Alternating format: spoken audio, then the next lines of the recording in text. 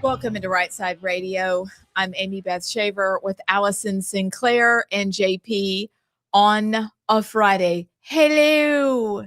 Friday? Freedom Friday. Freedom It's Friday. Friday. I hung your freedom hat. Did you see it? I hung it on the antlers.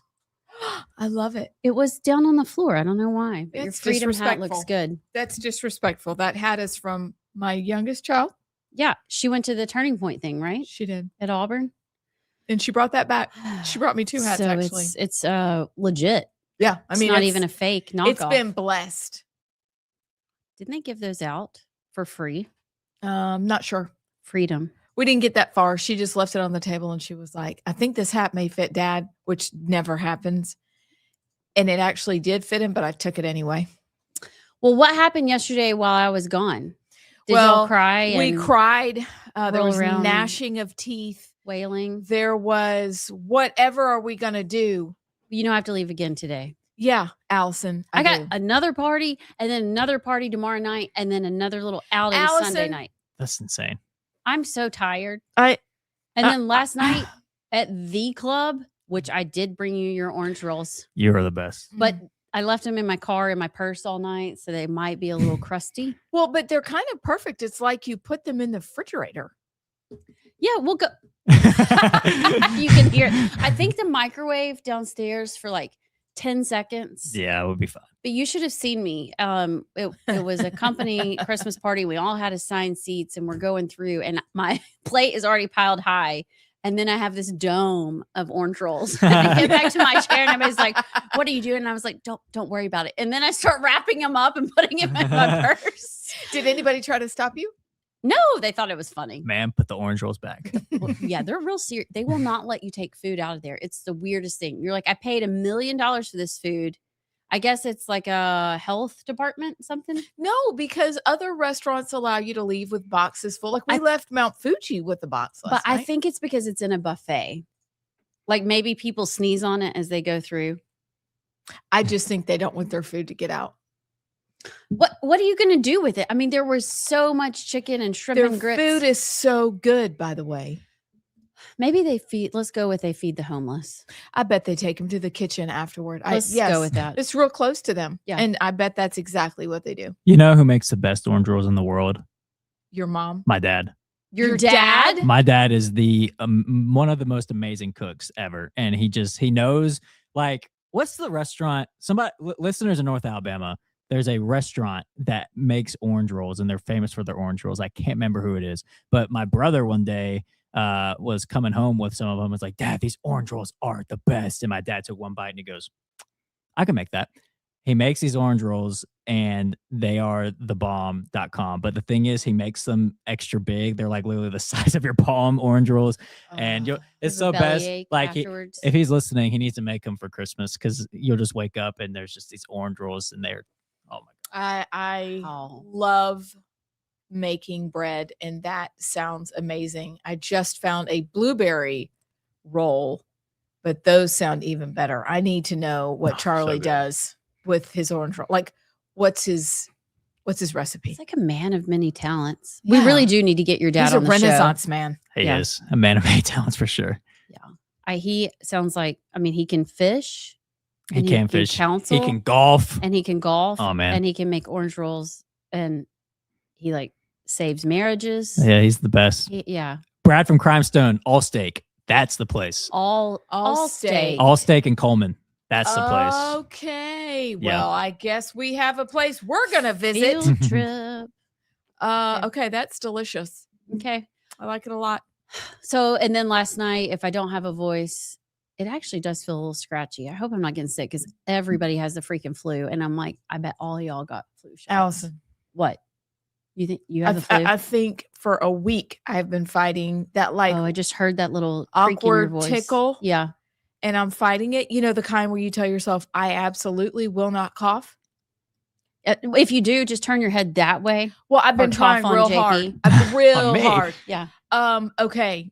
It's true. Now I have a question. This is from a hilarious conversation I had earlier today. Okay. And I need to know if you've done this or if you would consider doing it. Are you ready? Yes. Okay. So do you name your cars? Oh no, I don't because I named You nailed one of them. Got crushed. I right? named my first ever car and it got totaled. Okay. So Do you no. name your car? I've only named one. Okay. All right. My very first one. So, Rush named his brain HR. That was he would have conversations with HR. Have you ever considered naming your brain? So when you have conversations with it, we're like, so have you ever heard of that? Like there's this new thing that people are naming their brain. And I'm just asking you if you've ever considered it. It seems hilarious or real.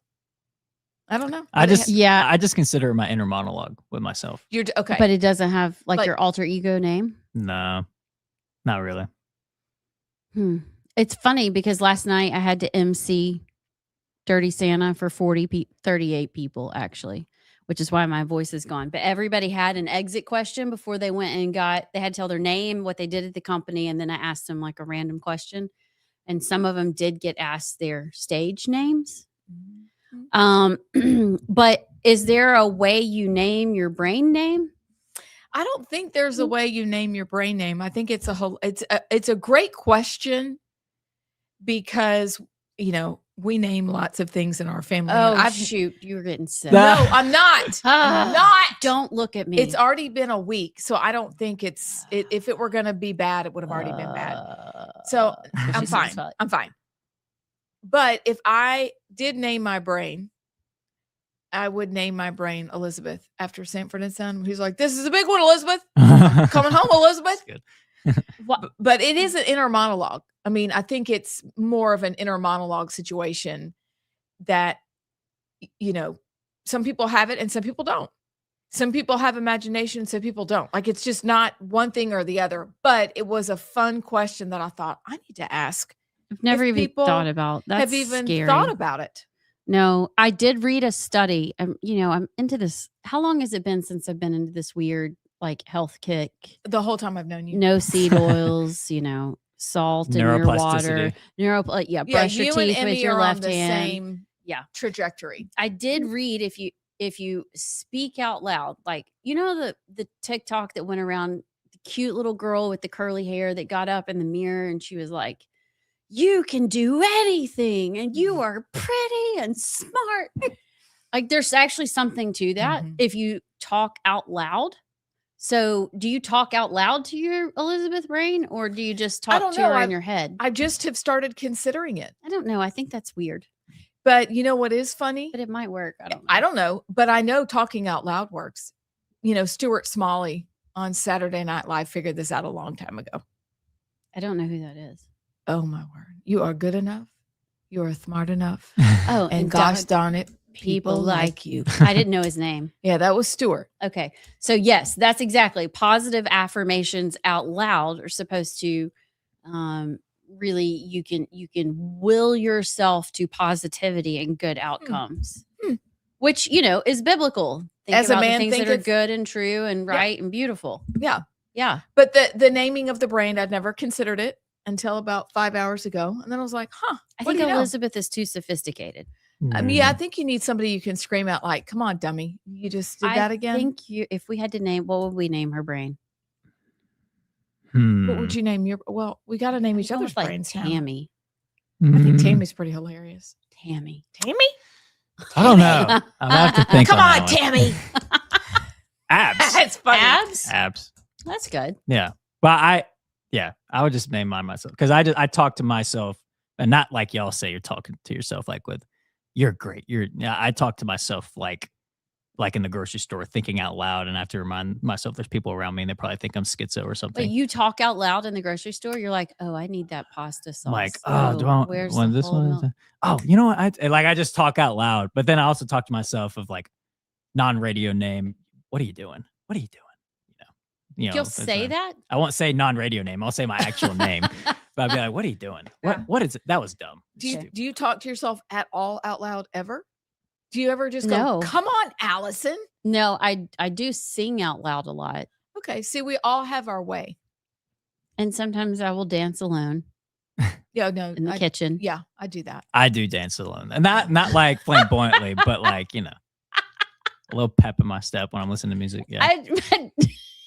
JP does like hammer time. Like I can Probably see him does. just scooting across the kitchen. Not hammer time. What do you? How do you dance? I don't know. Like well, I don't know. I couldn't tell you. I don't see it. I just do it. like the Bill Cosby dance, like the I dad couldn't tell you dance. the Bill Cosby dance. Allie from Athens says, my brand is called Alley Girl. And there are a number of neuroscientist peeps who swear by talking to yourself in the mirror. I coach myself all the time, and it does not work to call yourself a dummy. I know I'm bad at that. Did you call yourself a dummy? Well, sometimes. But I do know that it does work to talk to yourself. Yeah. I do know that. We should do that in the mirror over here before the show every day. We should have a behind the scenes. We of need what to we just say to ourselves stand that day. together and have like a mantra we say. Okay. You're we good are enough. smart. You're smart enough. We are entertaining. Gosh darn it. And then we People like you. stick our hand in the middle. Yes. One, Ready, two, two, three. three. Break. Team. Yeah. We have to take a break. Mhm. I don't know. Y'all, I'm so out of it. I just need to apologize. I can't keep up with myself. I was at Hot Works in a hot box at 102 today. Okay, that's where I am in life. So, oh, Allison. anyway, we'll be back with something. It'll be exciting.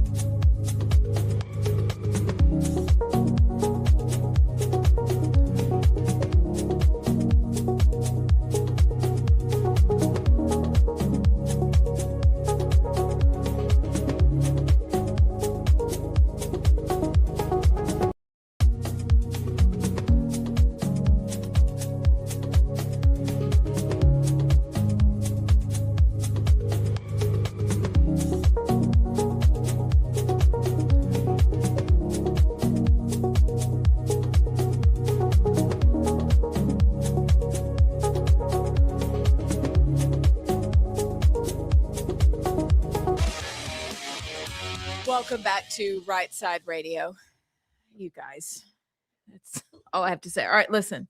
Yeah, I'm still messing with my ear bob. Okay. Okay, here we go. So today we have lots of news.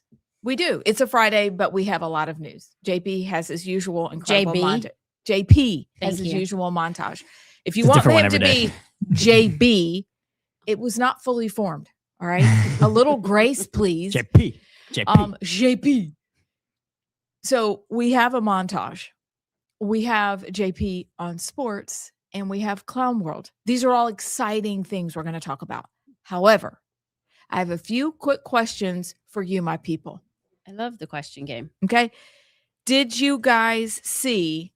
And I need, because we're going to do lightning round would you rather today, which is just between me and JP. Oh, yeah. Because she going to be gone. I got to go party. She got to go. What else is new? So, but yeah, whatever. Allison, who? Like, we need a fat head of Allison to just sit here when she goes, or just a cute little bobblehead with a little. Just put the shaker in my seat. Okay, whatever. Did you guys see the Obama doctored intelligence this morning on the news that it was confirmed? Did you see that it was confirmed by 20 CIA and FBI agents that Obama and Brennan really did the Russiagate whole situation? I did not see that, but I did see that Obama followed the brown shooter on Twitter. I'm sorry. Is that true? It's on the X. It must be true. It has to be true. I don't know why it wouldn't be. No, I didn't see that specifically, but I really didn't need any more evidence after what Tulsi Gabbard put out earlier this year. Yeah, I thought she was on fire. It was on the news this morning or on X, and there was some detailed information about it that I was like, all right, I'm actually going to watch this because we probably don't do a great job of there's so much that we take in. Yeah. You got to be able to sift through it. So expand on that. What did they coordinated the whole thing? Yeah. So Obama manufactured intel. He undermined the election. He completely came up with the Russia story. So when Brennan was out there talking to Trey Gowdy at those hearings back in the day, and they asked him specific questions about the election, Brennan straight up lied because there's evidence proving that he lied. So the whole scene was a lie from the beginning. Now, we knew that because in part you're going, yeah, whatever. Like, we knew that. You knew from the beginning it was a load of crap. But the very idea that they now have proof leads me to this question. Do you think anybody will be held accountable? History says no. But I mean, it's a bad precedence to start, because if you can lie to Congress, get away with it. If you can lie to the world and get away with it, why not? I mean, and then Republicans are so stupid. They're like, well, I mean, it was whatever, trying times, it's difficult. They didn't really lie. They just didn't tell the whole truth. Mm-hmm. They would never do that to us. Oh, no. They will throw your butt in jail faster than you know, but we can't seem to capture and use our power when we have it. So I don't really think so. Do you think that, or would you be surprised if you knew in this evidence, this is just evidence that they put out there, I'll go back and find where I saved it. It was a big, long, whole deal, that for a time, Hillary Clinton was on high-dose tranquilizers because she would go through fits of rage and then into deep pits. So the day that she fell out on the sidewalk and they had to get her into the car. Yeah, apparently. Yeah, I think that was actually part of what Tulsi put out earlier this summer. And there was another part of that I think Russia actually knew about that via, spying. So yeah, that it's not surprising. Yeah, she was. Like, you remember the time where you're like, something's not right with Hill. Yeah, I don't blame him. I hope she's still in something now. I hope so too. Because she just needs to. Something's not right with that lady. She does seem better in terms of being. I mean, she still says stupid, loopy leftist stuff, but she does seem clearer. Yeah. Yeah, there was a time she was off. To answer your earlier question, though, I don't think so. I don't think anybody's. You don't think? Oh, it depends on who. like Comey is already getting off the hook, it looks like, for his fraud charge, or his, was it his mortgage fraud, or was it the 8647? One of the two he got charged for, and the judge threw the case out. Grand jury didn't even want to do it. Obama, no. Brennan, if there is one that I would pick needs to be held accountable, it's John Brennan. 100%. And so so this guy named John Kiriakou, who's a former CIA guy, John Brennan actually led the charge to throw him in jail because he blew the whistle on CIA torture programs. He actually said he's hearing that they haven't gone after Brennan yet because they want to get that one right, and they want to put him under the jail. So hopefully that's true, because John Brennan is one of the worst people to ever be in a position of power in our government. I'm not saying that lightly. So I really hope Brennan is held accountable. I do too. And I also hope James Comey, if they can figure it out, because he was also a little puppet master and a wicked dude that people are like, oh, but he's a believer. Really?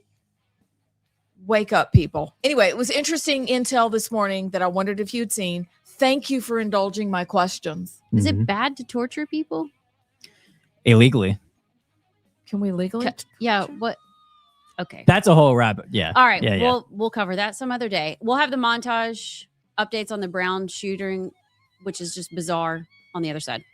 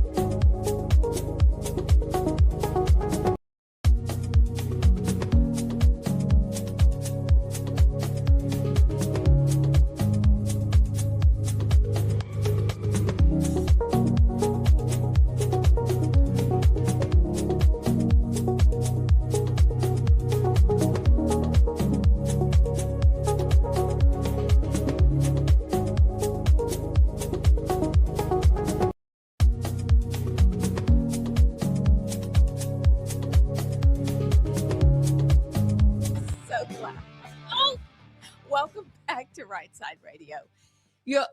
Thank you for your patience with us today.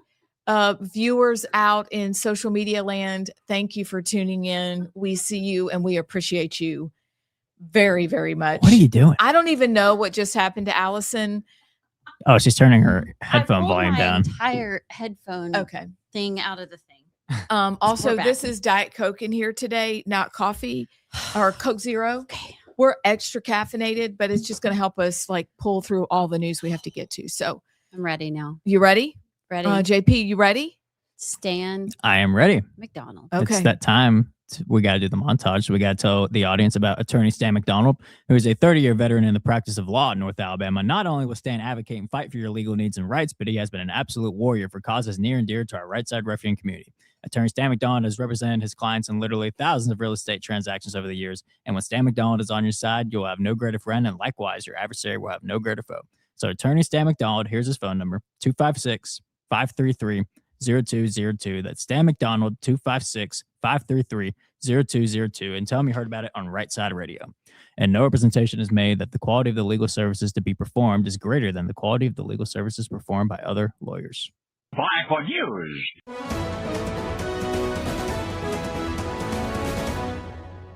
An individual was identified as Claudio Neves Valenti, and he was a 48-year-old man. He was a Brown student, he was a Portuguese national, and his last known address was in Miami, Florida. The shooting suspect was casing out the area for nearly 2 weeks, and there was a confrontation with this person that has, according to my law enforcement officials, is being identified as a homeless person who was living in or around that Brown University building that we're all talking about at Barris and Holly, graduated from Brown University at 2010. That is allegedly what the shooter is running away from.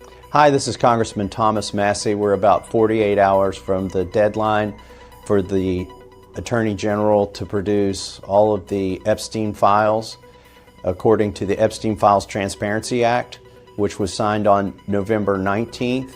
So that makes the production of these materials in a publicly searchable format due on December 19th. Iranian here with another pro tip for anyone who's not from the Middle East. If you have to put up barricades around your Christmas markets or cancel them due to threats of terrorism, that's not multiculturalism and diversity, that's jihad. We expect hundreds of thousands of firearms will be collected and destroyed through this scheme. Consistent with the approach that was taken in 1996, the government is proposing that states and territories will be responsible for the collection, processing and payment to individuals for surrendered firearms. Armed citizens stopped 48% of all criminal shooters last year, and the FBI was just caught massively lying about those numbers in their public reports. They recorded, get this, none of them. Well. By the way, Friends. I think y'all both sent me 2 of the same clips this time.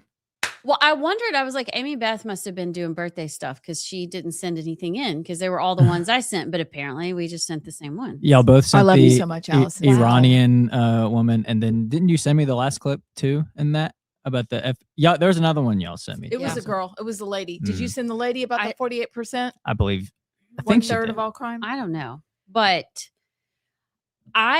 are we going to start at the top? Are we going to start with Brown? I think that's the story. Yes, ma'am. Because I am so confused. However, I found, of all things, a CNN article that steps through this. Because have y'all been able to follow along? I've followed along as much as I can. Yes, I know the macro storyline. Yeah.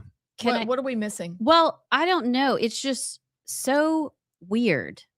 Okay. Here, so apparently all right, they arrest, here's what CNN says, 48-year-old Claudio Neves Valente, a former Brown University student and a Portuguese national with no criminal record in the U.S. Authorities believe he acted alone. Nuno Loureiro, the MIT professor fatally shot at his home in Brookline, Massachusetts, was also a Portuguese national, and FBI Special Agent Ted Dock said Thursday night authorities believe the 2 men attended the same school in Lisbon at the same time. At a separate news conference, somebody says they were in the same Portugal academic program in 95 and 2000. Okay, blah, blah, blah, blah, blah. Court documents released Thursday revealed apparently ominous sightings of the suspect in the Barris and Holly building where the shooting took place multiple times in the weeks prior to the attack. A campus custodian noticed a person wearing a surgical mask whose clothes matched that of the surveillance video released by police. The sightings happened between 3 p.m. and sunset. Okay, another tip came in from someone who reported seeing the individual at a rental car outlet. The tipster believed matched. Investigators visited the rental car company, obtained surveillance video. Okay, so remember I said it's a white pudgy guy? Yep. Yes. It's a white pudgy guy. Okay, renting the car in Boston. Then he drove to Providence, where the vehicle was seen in the area of the Brown shooting. Then the gray Nissan with Florida plates was a rental. Then he changes. Okay, this is where it gets weird. A Reddit poster identified the affidavit only as John, said he first encountered the man inside a bathroom in the Barris and Holly building and noticed his clothing seemed. Once the man left the building, John saw him approach the Nissan, appeared to unlock it with a key fob before turning from the vehicle and walking in a different direction. John said he remained outside. The man kept circling back to the area before quickly changing directions every time he saw John. Now, is John the former Brown student that's homeless that lives in the building? That's Yes. what I Sounds saw. like that's what I'm Yes. saying. At one point, John confronted the man, asking him why he kept circling the block, and he told investigators. The man responded by asking, "Why are you harassing me?" And then he walked off. Within 24 hours, Nevins Valente returned to Massachusetts, put an unregistered license plate from Maine on the vehicle before killing the professor. Okay, it's just so weird. And now they're saying that there were two different guns used, both 9mm, but Yep. two different guns used in each of the shootings, which I guess is pretty smart on his part. Probably don't want to use the same gun. But I'm confused on, so a custodian saw him like the week before casing out the building. And then, but how did he know they were going to be there that day? So it is, in the Ivies, they take their final exams on Saturdays. So if you went to school there, you would know Mhm. that your exams are on the weekends. Well, why? The So heck if he did was they do that? I don't know, but it's I early on in the news, I don't even know what station I was looking at. They talked about that's just tradition in the Ivies that the exams are on the weekend. So usually they were Saturday. probably studying before an exam. Yes. Okay. And so he was going to check out the building, but a former Brown student who they said is basically a genius, he's homeless though, is living in the building, and they're okay with that? Or around, like on the campus. Yeah. Okay. So they're like, oh, he's really smart. He can stay. Yeah. So I He's don't one know. of us. I don't know if he's in the building itself, but he was, obviously living near where he was scoping out. But it does make sense because if that building did not have cameras, that's something he probably would have noticed while scoping it out for weeks before. And we still haven't heard what he barked out before he did what he did. There's some people who still allege, even though he's a Portuguese national, that he was Muslim, and so there was obviously some motive with the MIT scientist because he went to school with them. So I wonder if there was some background beef between them two. But it's really hard to declare a motive with the Brown University shooting unless you know what he shouted beforehand. Yeah. If you shout out Free Palestine or Allahu Akbar beforehand, that's a pretty clear motive. Which I'm thinking that is the most, or he could have just been a crazy guy that decided to shoot up a school. I don't know, but Yeah. Are Portuguese Muslims? that's the thing. It's like if he's a Portuguese national, it's not likely he's a Muslim. But we just don't know because I mean, what would you bark out so loud and audibly before shooting two people? Like the likelihood of the phrases that you shout out, they're pretty. The pool of what you're going to shout out is pretty small. I'll say that, and they all are kind of the same related shout whatever you're going to say, Free Palestine, Allahu Akbar, whatever. If you bark something out so loudly that other people notice before doing something, I don't know. I'm going to connect the dots about what you shouted, Well, and I think that I looked on X, and I'll have to go back and confirm it, but they told people Don't make a decision based on what you think you heard him say. Like, let the evidence come out. Okay. Sure. I mean, this is still back to what we've said all week long. This is weird. And their inability to do a good job with this is weird, that it took as long as it did. It's weird that they weren't honest about the cameras. It's weird that it was a homeless guy on campus who helped them break the case wide open, which is tremendous. On Reddit. On Reddit. I mean, this is unbelievable. So there's so many things that they did that were weird. They did scrub their website of the Muslim guy. The chubby Muslim? The chubby Muslim guy. What? They did do that. So they did a lot of weird stuff. So what we talked about this week still is in play here, even though we don't know who this guy was or why. And we may never know. But I think, just like it came out on Reddit, the more time goes by, the more the kids are going to start talking. You think they're going to like keep a gag order if they're given one over the holidays when they're home with their families? Yeah. So it's going to be very interesting what happens. All I know is the people who are in charge of Brown are not doing exactly a great job. Well, here's what I think. Sorry. With my cynicism hat on, I think they probably saw. Well, first off, I think they know he shouted something along the lines of "Free Palestine," "Allahu Akbar," whatever. And I think they saw the footage of the guy, and I think they connected the dots. Oof, that looks a lot like this student. This student would shout something like that. You know, without knowing for sure it was him, let's go ahead and hide this guy. I think they were thinking it was him, the student that they scrubbed, the Free Palestine student. So, but I think that shows that they know what he shouted beforehand, and they're not going to disclose it. That's what I think. I think Brown University was trying to protect one of their own because they know what he shouted, and they saw it looked a lot like this student of theirs, and they connected the dots and were trying to protect him. Even though it wasn't actually him in the long run, I think it points to they know what the motive was. Like I said, that could just be my cynicism hat, but you don't just scrub a profile of your student, and they can't say they didn't either because it's all over X. There's footage. Yeah. There's proof. Yeah. So you don't just do that just to do that. Yeah, I agree. So I agree. I'm equally as cynical. And I would be very concerned if I were the parent of kids there, just because they just fumbled. Each day they fumbled. I hate it though, because kids are still in the hospital and 2 precious children are dead. And that's horrific, period, in my book. So apparently he had booked a flight out of Logan International Airport, and the FBI were going to meet him there. And then they found him in a storage unit, dead. Yep. With a bunch of guns. So they knew what car he used and found that was the same car as the MIT shooting that was spotted there. And then I think that's when the homeless guy came out and said he thought he knew who he was. And then I think they found that he owned a storage unit in a said place, and then called the manager there and asked, "Hey, is this car at the storage unit? Does this guy own a storage unit?" And I think he said, "Yep, this car's here." So then that's when they went and found him dead in the storage unit. That's sort of the timeline I saw. So something doesn't sound right. It's just weird. I wonder though, with his connection to Brown, maybe he was disgruntled with the university. Maybe he was jealous of this other guy for some reason. I don't know.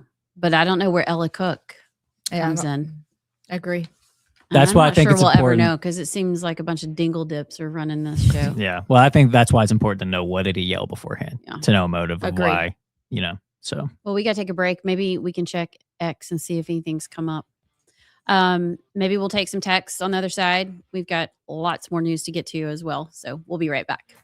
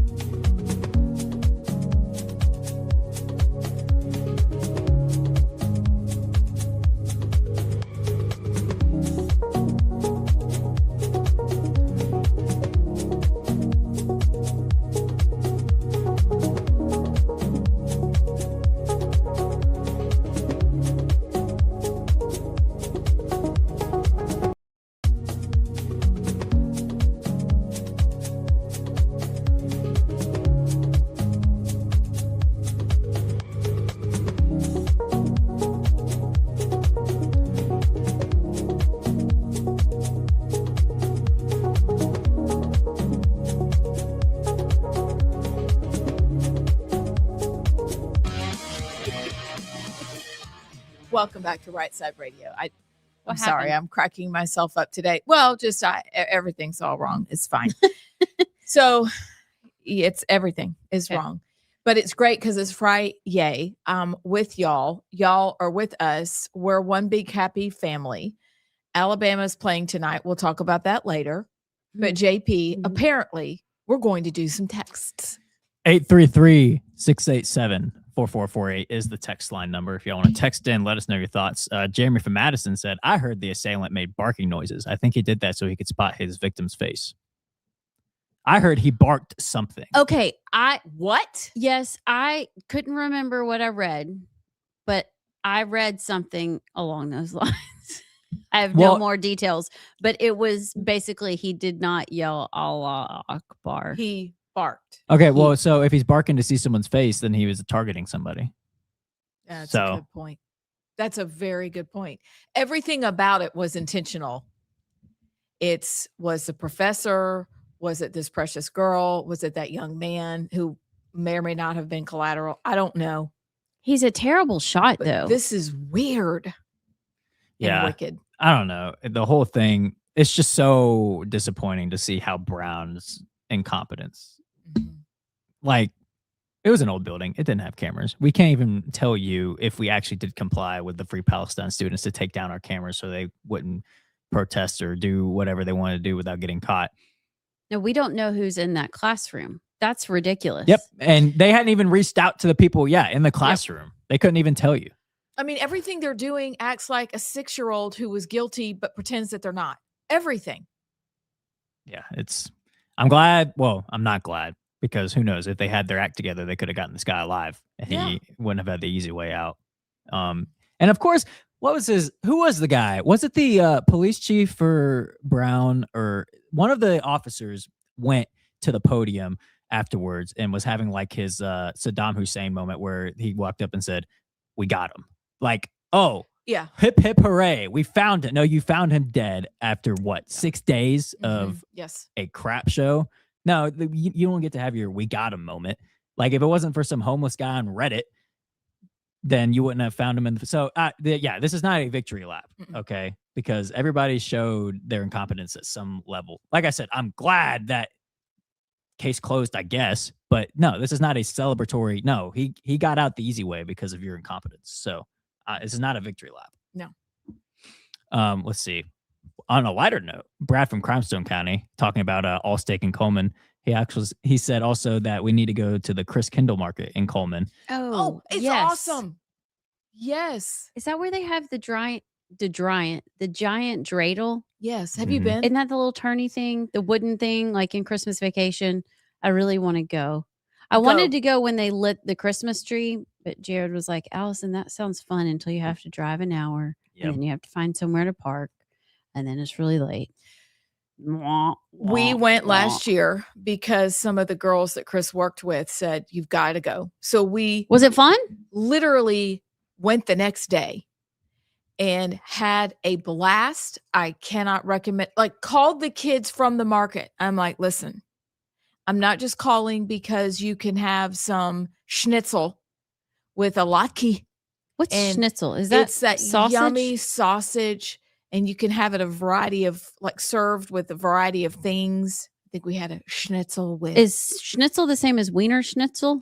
Wiener Schnitzel. Oh, Wiener. Wiener Schnitzel. Wiener Because it's a Schnitzel. German market. Sorry, Please it's not Wiener. Go to the Christmas market. If you can get to Coleman, I promise you it's one of the most worth it things you'll do this year. She just snorted again. I know she Wiener. did. I was just trying to. Forget it's German. Don't pronounce the W, Sinclair. Yeah. See, she's talking to herself. I talked We to want her myself over. going down the stairs That's just your a brain, second Sinclair. ago. It's because you're Yeah, one of Sinclair. us. Okay, fine. Can we talk Epstein files? Yeah. And hey, it's jihad. Some She's truth my bombs. hero. We'll be back.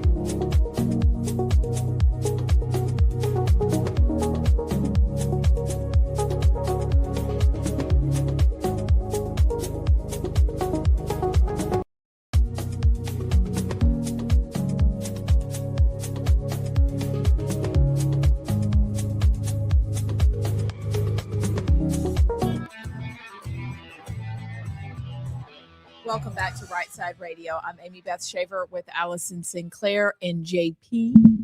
And we are close to JP on sports. But next, our next topic is going to be what? The Epstein files. I think it's the Epstein files, which, again, kind of like Candace Owens. I'm so tired of talking about it. This is stupid. But Thomas Massey, that clip was him yesterday. So that means today they're supposed to drop. I don't know what time. Well, what? Well, I don't want to interrupt, but they've already come out and say that they're not going to give them out in time today. And they said that they need a couple more weeks.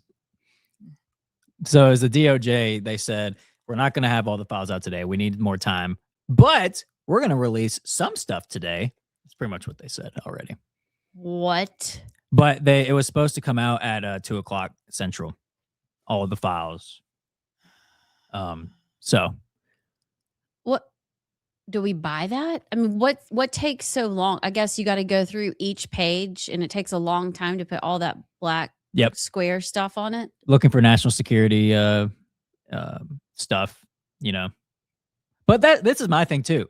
It's the law. Like, it was signed into law that today was the deadline. But yet they're just like, laws, smalls, like small laws, whatever. Who cares? We'll put them out whenever we want. So it's like, okay, well then what was I don't know. I'm not surprised, but it's just funny to me. It's like, what do you mean you're not, like, they wrote it into law that they were going to be released today. Yeah. It's a formality, you know. What do you think this means, Abs? Well, my first response when you told me that they were not going to release them today, because you were downstairs. Why? I miss everything. Allison, we'll just sit as mutes until you come upstairs. But I thought, okay. And what's new? And like, what's new?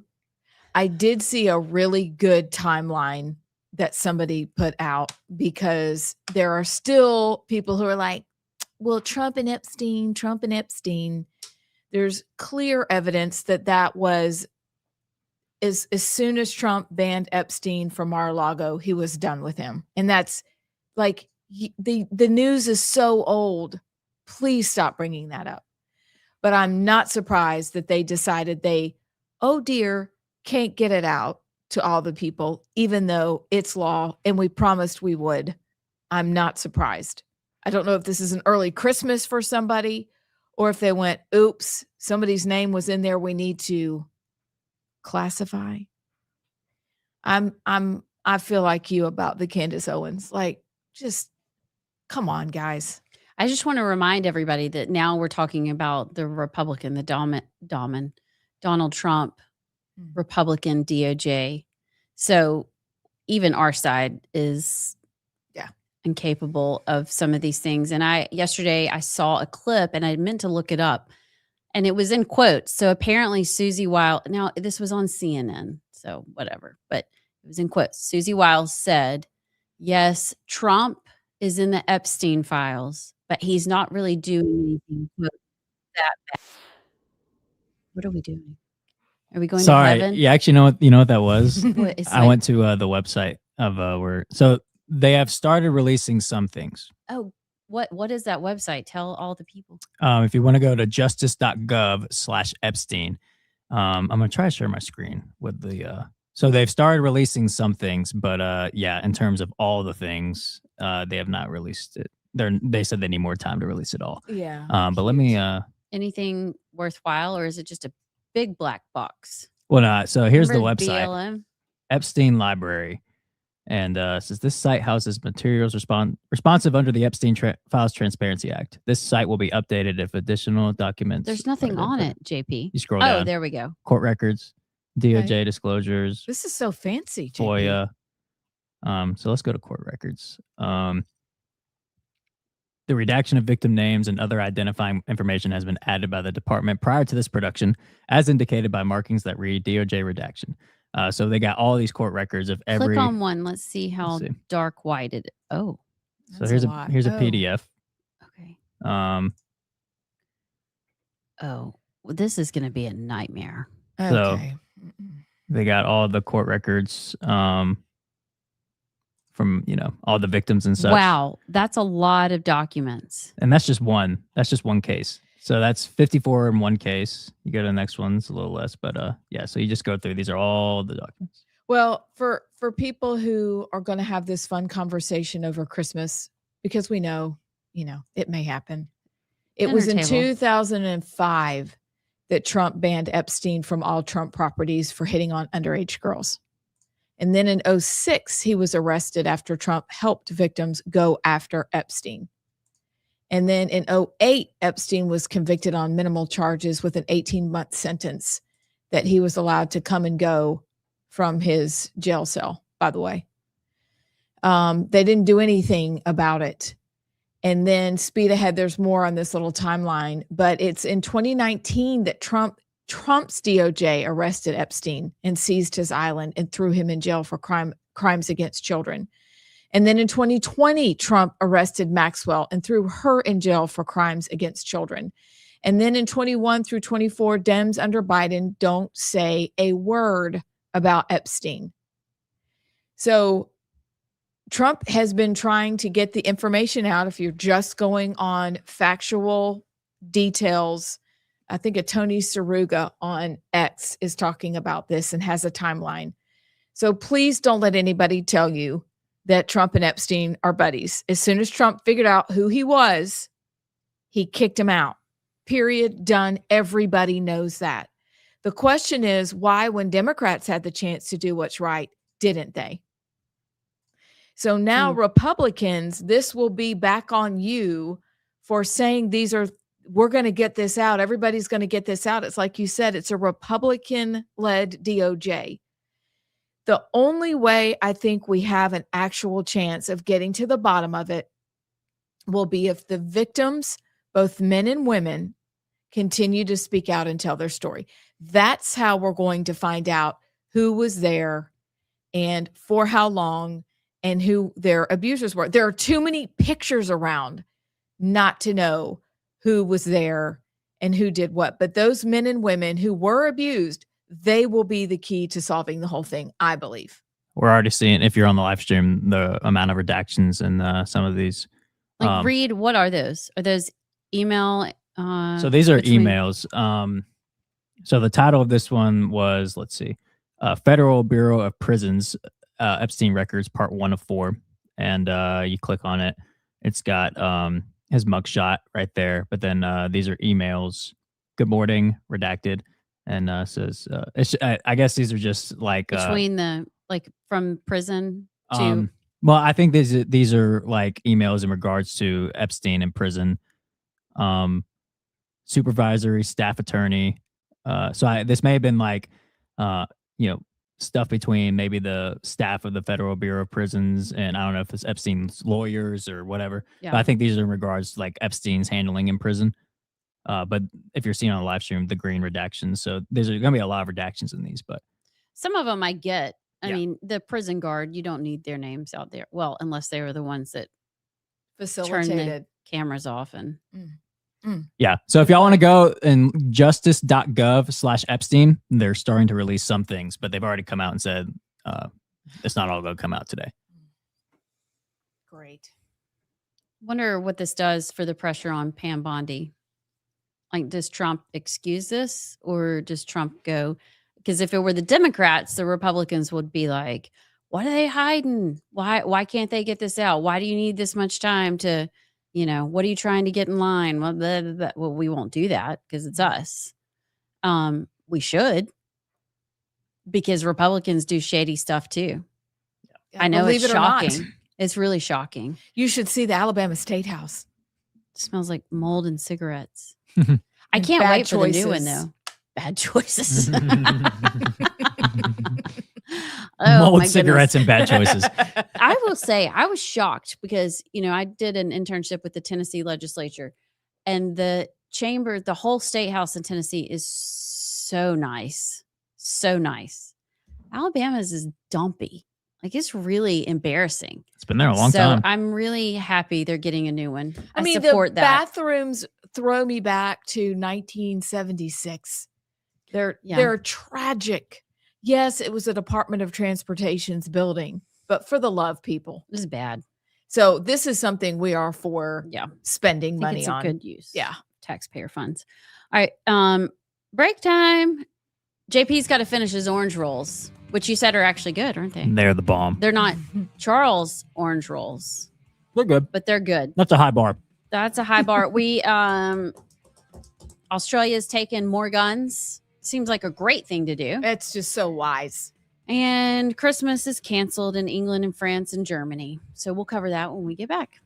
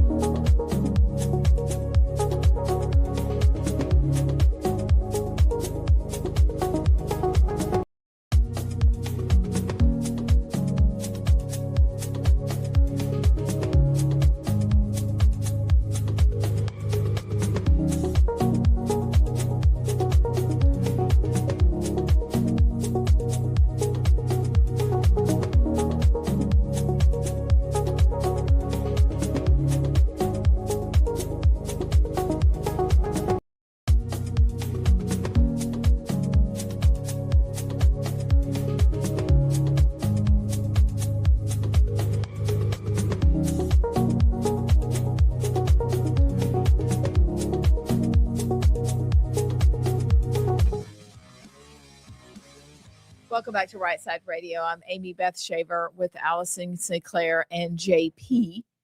So, you guys, JP on Sports is at 3:30. That's so exciting. It's really I one of my know. favorite segments. It's outstanding. Yeah. There's a lot to talk about. So, perhaps the thing that you want to happen can happen with JP on Sports. okay. It's kind of a dovetail segue. Am That I is wrong? good. Am That's I wrong? good. No, you're right. We I can rope forgot. it in. I mean, forgot. I feel like that has to happen. Can we play it though? Yeah. Because people need to hear it. It's fantastic. They don't even know what we're talking about. We Stay don't. tuned. Don't. Stay Yeah. tuned for JP on It's Sports. radio theater. Uh-huh. Okay? Joe Biden's sister lives here. No, Joe Biden's mother lives here. Mother. That's all I'm going to say. Okay. Joe Biden Before with a we wig. get to all that, we're just going to. Australia has decided in the wake of the Bondi Beach massacre that they're going to pay people to get rid of their guns. I mean, they're doing this, I think they said in 1996, their first gun buyback. So let's do it again so more people can die. And the police that are the only ones that have guns sit there and stare while people die.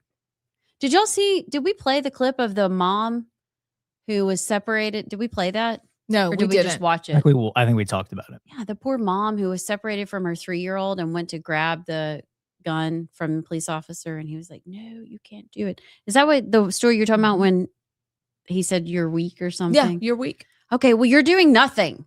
You're So weaker than weak. Yeah, exactly. You're a coward. Yeah, at least. Yeah, that's so sad. Actually, I've never thought about that. Here's this moms defending their kids. Yeah, don't mess with the kids. But where was her husband? Why wasn't her husband going after the gun? I don't know. I don't know if they were together. I just know they were separated and she went for the cop's gun because he wouldn't use it. He was hurt, right? I feel like she said he was shot or something. Maybe her husband was shot. I don't know. I just know that the cop told her not to touch the gun because she was weak. So that doesn't make any sense. And I still don't understand the contempt that leaders have for their people when they tell them in the wake of what's just happened, the best we can do is take away your ability to defend yourself. Instead of defending them, which they've shown they will not do, we're going to make it even extra super double hard for you to defend yourself at all. Yeah.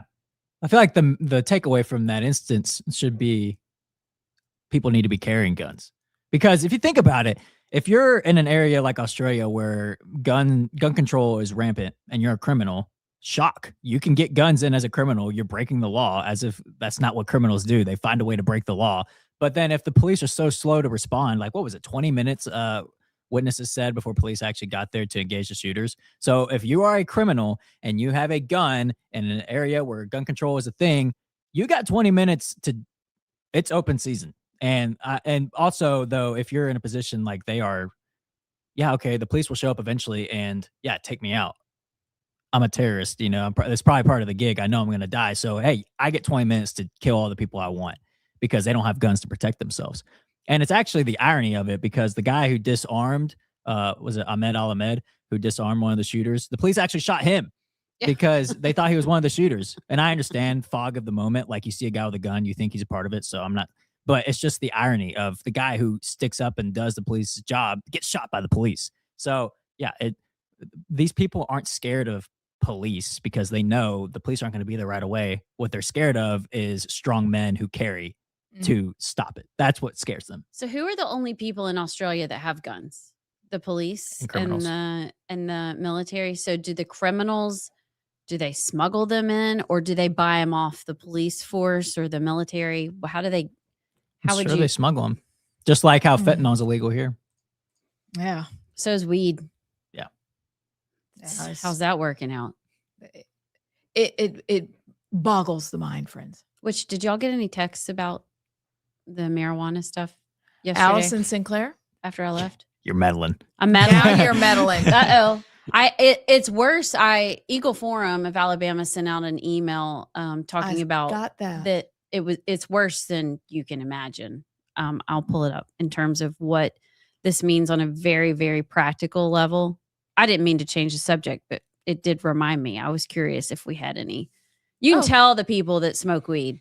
Yeah, their irrational response. They get Well- really fired up when you say, maybe we shouldn't do this. So the part I didn't share yesterday was, and Allison's heard this before, and I would love to talk about what Eagle Form had to say because I thought it was a great statement, is that the only time Chris has ever almost gotten in a fight, which sounds ridiculous in a medical the practice. heck? Why would you take on Chris Shaver? I don't know. Clearly he wasn't standing up. Yeah. Yeah. But this person got all up in his face because he merely suggested that he put the marijuana down, because perhaps that's why you have awful stomach issues and why you're throwing up and why you're here. Oh no. But he said he got all up in his grill, and the only patient population that gets furious with him are the pot smokers. Yeah. So if you are that defensive about what you're doing, that is a you problem. I That's can not quit an whenever I want. that's not an us problem for suggesting there may be a problem. Everybody has to examine themselves if you're an adult human that's sane. So that's a you problem if you want to continue texting us about the marijuana. Well, clearly I missed some things. So Are we going to talk about it? maybe. No? Well, it's JP on Sports next. Oh, shoot. Okay. Then marijuana. Maybe. That's a can. That's a And Joe Biden's sister.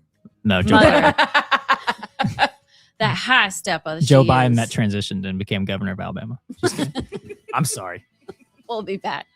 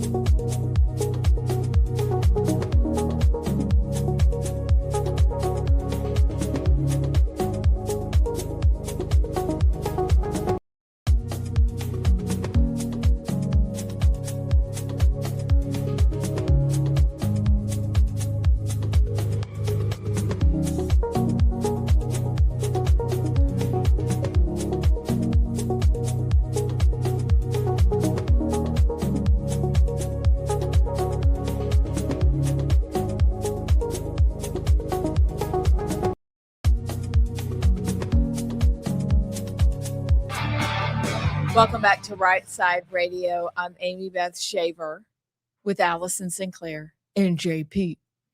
We have come to the time in our show because it's Friday, and Fridays at 3:30 mean JP on sports. JP on sports.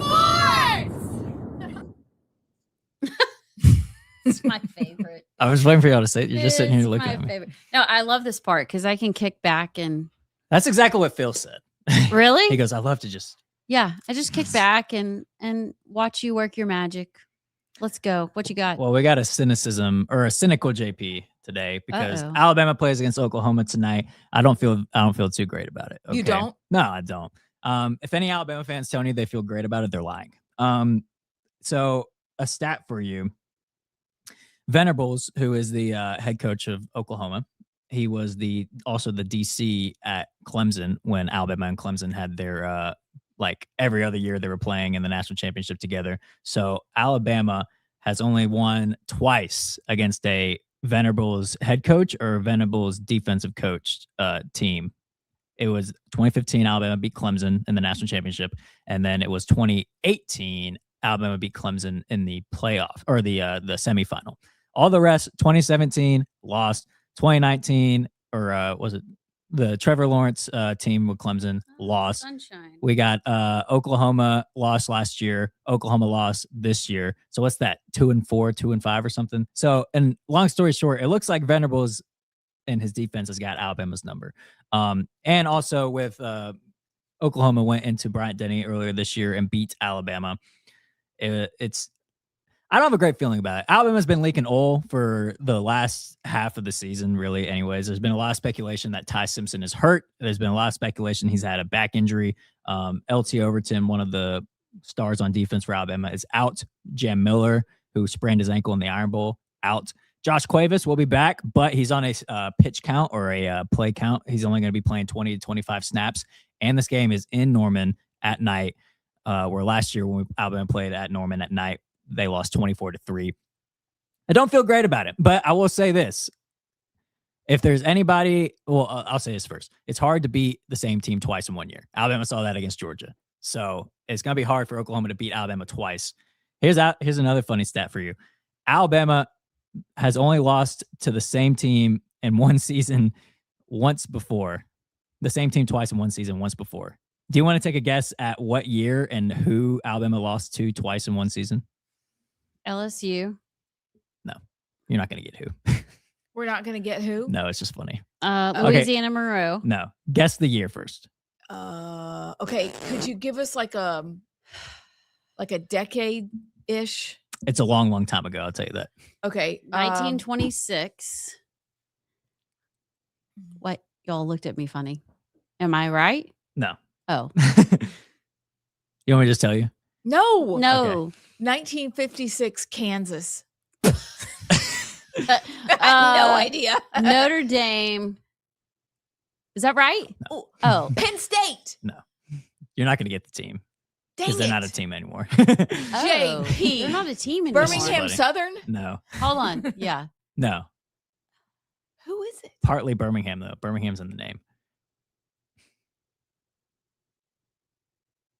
Birmingham, England. No. I'm just kidding. I don't know. Last time Alabama lost to the same opponent twice in the same season was 1893 against the Birmingham Athletic Club.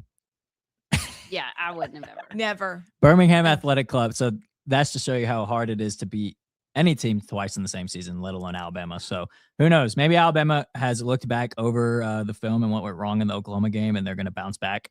But it's just hard. You know, the way Ty Simpson has regressed throughout the year, he was looking like a Heisman candidate to start the year and just completely went downhill, which there's been a lot of speculation that's because of an injury he's been dealing with.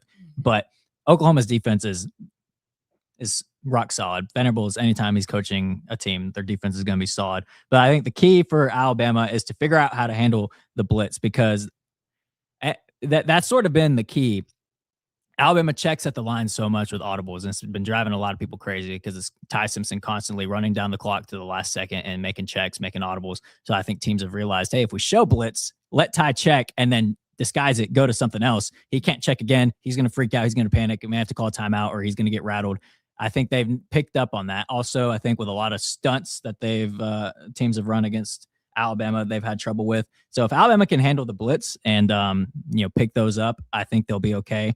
But just going on the road, plus it's a playoff game. The playoff games at teams' home fields is a big advantage. Every single home field team won last year, the first round of the playoffs. That's a big deal. I mean, you imagine being on a college campus with a playoff game first round. So it's going to be amped. First playoff game of the year too, Friday night, primetime. Yeah, Alabama's going to have their hands full, but hopefully it's hard. It's just as hard to beat Georgia twice in the same season. Maybe it's going to be just as hard to beat Alabama twice in the same season for Oklahoma. We'll see. I'm excited to watch it. I agree. I don't feel confident, but as soon as they take the field, I'll get a vibe, because you knew in the Georgia game they were going to lose. Like just the way they walked out, you're like, oh, do we have to live through the next several hours of a terrible football game? Yeah. I hope they come out at least a little bit more hyped than last time. Is it bad if I say I don't really care? I'm just thinking, okay. I've actually been to Norman, Oklahoma. My dad lives in California, and we met there and went to a U2 Black Eyed Peas concert in the stadium. It actually is a really great campus. It's in the middle of nowhere. I don't know. I mean, I'm not going to say Roll Tide, because last time I did, y'all lost. Well, you just did. So. Terrible. No, I was just thinking. I was just casually. I didn't say like, Roll Tide. You just did that. Okay, wait. She does on purpose. Time out. Roll. No, I won't do it. But anyway, I don't know. I think, why wouldn't you tell everybody if Ty was hurt though? Because you don't want teams to know that. Yeah, but either way, I mean, he kind of looks like a loser. I mean, I think you want an excuse to be a loser? No, I think teams know. I think people know something's up, but Alabama's not going to disclose it unless he can't play. So that's normally how it is. But you may not be excited about the game, but you know who is excited about the game? Who? From the state, it's your friend Governor KIV. I'll put some delicious Dreamland barbecue on the line. But sooner or later, you'll learn, don't bet against Bama. You go ahead and send us that good old Oklahoma barbecue, because the tide is rolling towards revenge in Norman. I'm confident Coach DeBoer and Ty Simpson are leading the guys to victory tonight. Roll Tide. Oh, dear. That's very hard to watch. That's our governor. That's our governor. That's so hard to watch. Like, this is borderline cruel. Like, just like Joe Biden. Everybody knows she's not capable of this. She can read off a teleprompter, but she couldn't even stay up for her party the other night at her house that we went to. Oh, and I mean, y'all, somebody just, it's time for Will Ainsworth. Come on. Or Tuberville next year. I think she needs to resign. Like, honestly, watching that is pitiful. And she's not making the decisions. Who's making the decisions? Yeah, we have our own auto pen. We just don't know who it is. Who is running the state? And the woman can't make it out of her house for barely anything. I mean, they probably have her propped up in that chair, pillows on her back so she doesn't fall over. It really, you're right. It is cruel the way that Joe Biden was cruel to Joe. Yeah, it just let her ride off into the sunset. Sorry, I'm just having so many issues. And go on her merry way. Like, let her go out with dignity. That was in response, by the way, to the Oklahoma governor challenging her to a barbecue bet for whoever wins the game. Oh, I need to see when we go to break. I want to see the Oklahoma governor say that. But yeah, no, I agree with you. She can't even talk, y'all. And it's a terrible secret. Everybody knows. Everybody knows. In Montgomery. So what kind of freedom does it give to people who shouldn't have any that way? They can go, well, you know what? Let's do this now. Or let's not do this, like fix the state health officer. Why would you or not? Other things? Yeah, but why? why wouldn't you pass on, like, why do they not want Will Ainsworth in the governor's mansion? Because maybe, am I allowed to say this out loud? I don't know what you're going to say, but I'm glad you're saying it, not me. Well, just looking at it, I don't know, but you don't give somebody something because maybe you don't like them, or maybe you had a fight a long time ago, or maybe you think that they're not ready. Because when you're in the catbird seat, you make those decisions. So somebody is making that decision. But just from an outsider looking in, learning over the last couple of years that we've been in radio, it's a terrible secret that she's propped up. Terrible secret. Literally in that Then chair. you have to figure it's got to be some kind of an interpersonal relationship situation going on. Or And why it doesn't make any sense otherwise to me. I think if you love the state, though, you do what's best for the state. Put somebody in there that can actually get something done. But if Will goes in and has a few months as governor, and then he would be the incumbent, and I'm sure he would run, and then that does a whole thing. Or maybe running it's because against Will Ainsworth Tuberville. wanted to run for something else. Have you seen his posts Mm-hmm. about running for Senate? Yeah, I have. Yeah. Yeah. What do you think? Nah, I don't think he's going to do it. I mean, I have a lot of thoughts on it, but we're almost up against a break. But He's like, here, the Senate race is wide open. And then next post, a few days later, headed to DC. interesting timing, isn't it? Yes, it is. Well, I do want to see a video if in the awful circumstance Alabama loses, Kay Ivey. I'm sure there's going to be a video of Kay Ivey eating some Oklahoma barbecue in the what do you call the governor's office? Is it just the governor's She office? has Just a bib her on. office. Yeah, it'd be funny. Do you have to tell who I do actually. sponsors So JP every on week, Sports? JP on Sports is brought to you by Inspired Advisors. Paul Breyer and his team at Inspired Advisors. If you haven't heard about them, you need to check them out. They got this thing called Biblically Responsible Investing, where they make sure your portfolio is in line with your Christian values. So you're investing in companies that support abortion, anti-Christian values, and all that sort of stuff. And so not only can you have your money part of your portfolio in order, but your ethics part in order as well, where you're not investing in anything against your values. So check them out. It's www.moneypatternwealth.com. Paul Breyer's team, you need to talk to them and get your portfolio in order. That's www.moneypatternwealth.com. Or you can just go to Rightside Media's website and see the sponsors page there. But you need to go check them out if you haven't already. The weekly sponsor of JP on Sports. Rightsidemedia.org, right? Rightsidemedia.org for the Rightside website. Yep. There you go. Okay. We'll be back.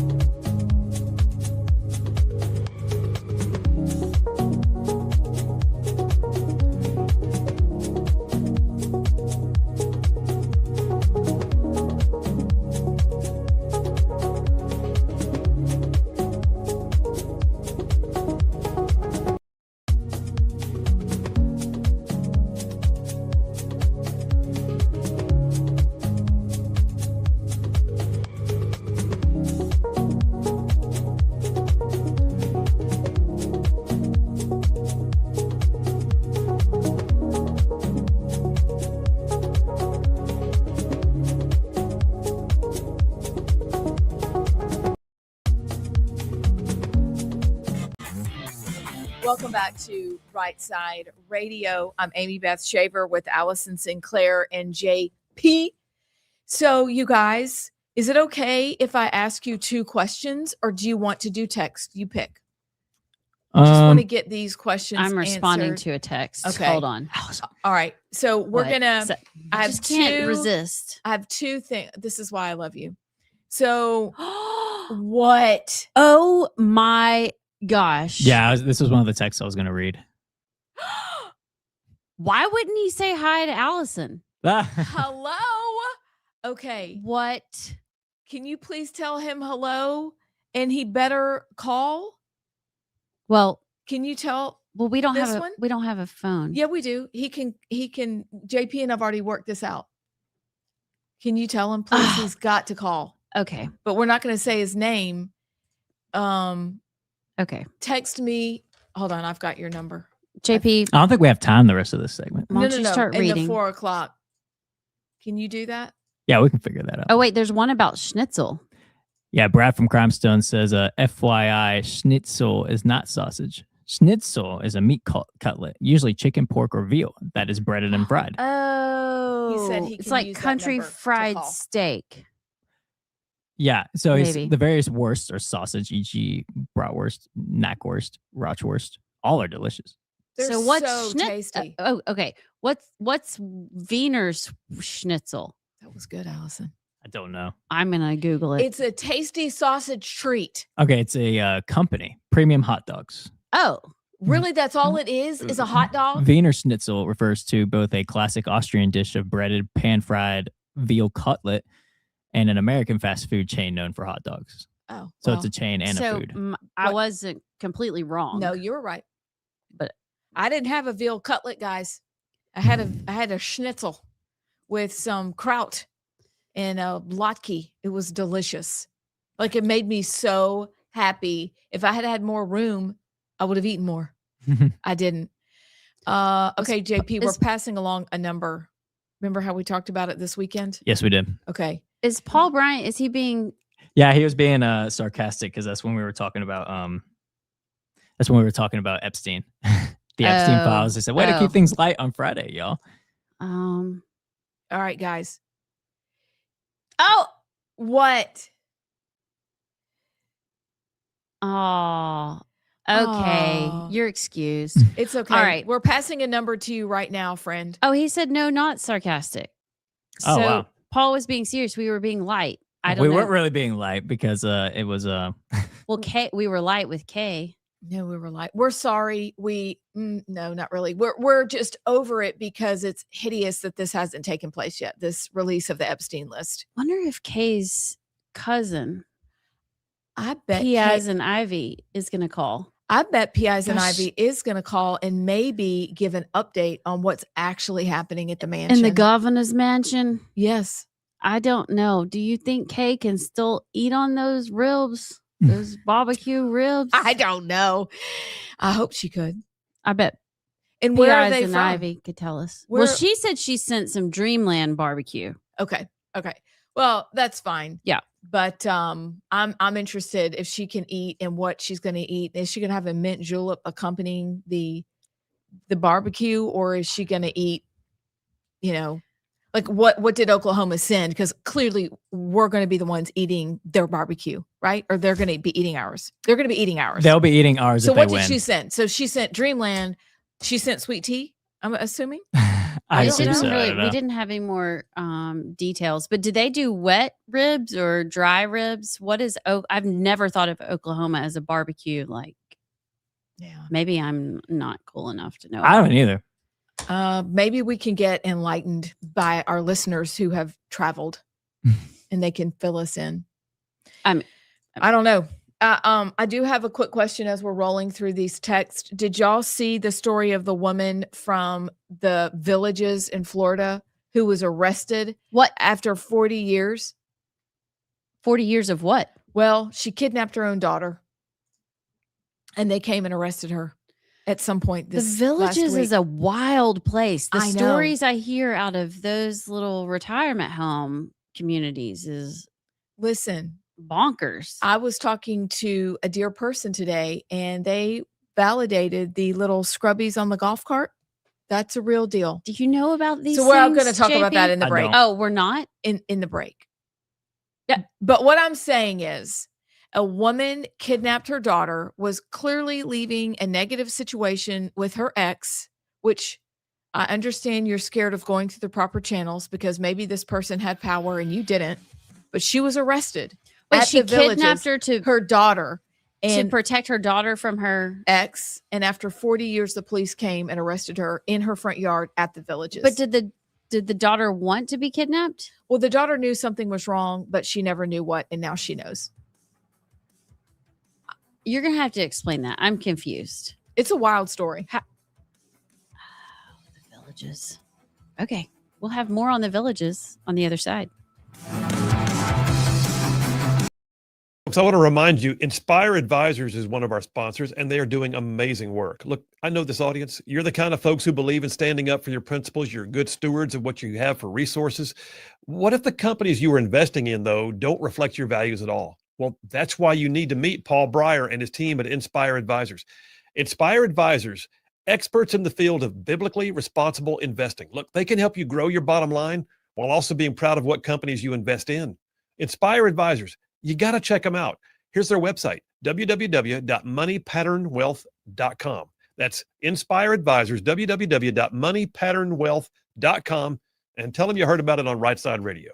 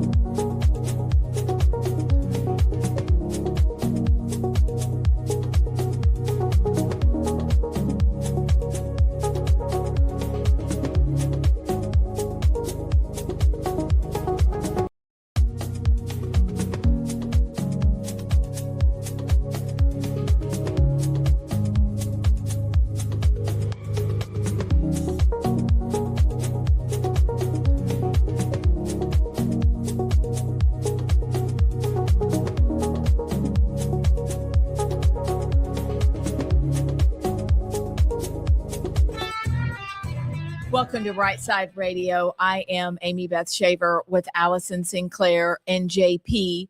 And we have Clown World coming up, and then a few stories after that, some text, and then we'll finish the day with the exit question of the day, but rapid fire lightning round, right, JP? That's correct. But first, it seems that we have a call from the governor's mansion. Allison, I think it's the governor's cousin. Okay. I don't know. I'm not sure. JP, did you get it?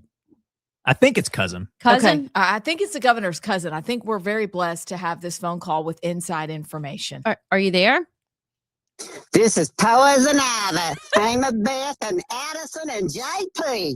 I have got the update from over here with the high stepper at my mansion. You know, y'all didn't see her the other night when y'all was there at that party. Well, what happened was, you know, the president gave her accolades for the 82 truck drivers that she found were illegal, you know, over here in the state. And she thought she'd kill two birds with one stone. She'd take Huntley out for a walk, and she'd go check some of them driver's licenses. See if she got out there on South Boulevard, Southern Boulevard in Montgomery and 65 at the truck stop. And you'll never guess what happened, why she couldn't be there. What happened? One of the illegals tried to run when she got his license, and he run off with Huntley. The Montgomery Max, you know, Marshall had the Max at Montgomery. They went to chasing down the interstate.